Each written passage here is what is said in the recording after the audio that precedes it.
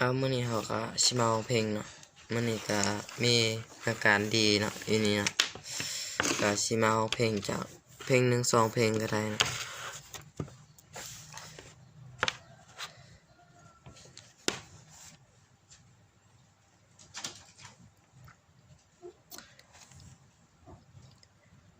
บ่ต้องเว้าใส่ก็ได้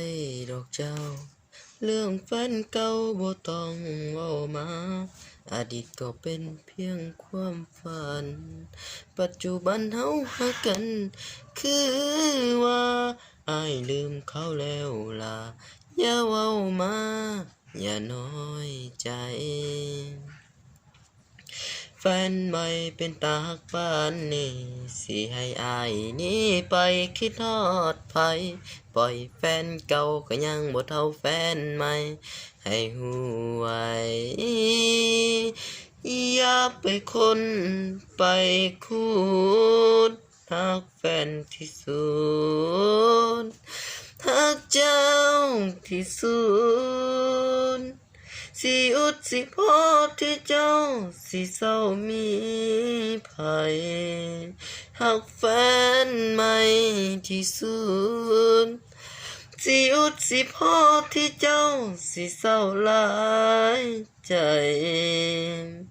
แฟนเก่าก็เพียงแฟนเก่าอดีตเนาๆบ่เคยคิดใส่ใจฮักแฟนใหม่ทักเจ้าหลา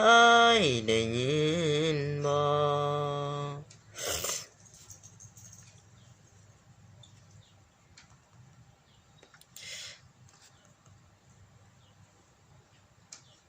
ก็ยอมรับอยู่เนาะก่อนอ้ายสิมาพอเจ้าว่าลืมแฟนเก่าบ่ได้เลยเนาะ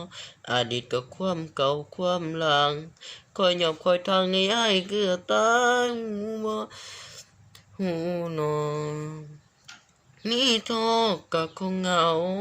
ตาย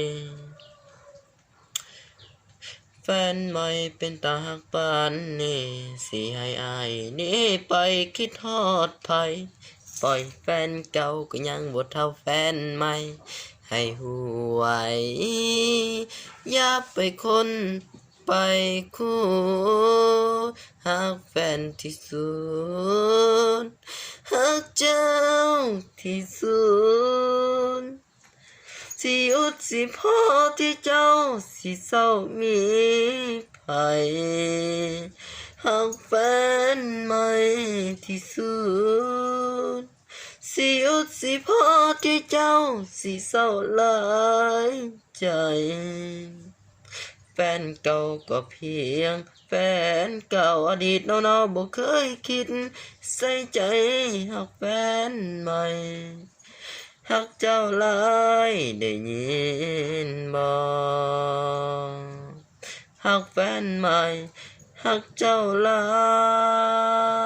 ยได้ยินบ่เนาะแต่เพลงได้ใส่อันนี้เบิดเนาะปีของเพลงโอ้ยใครนะอันนี้ก็ใส่ไป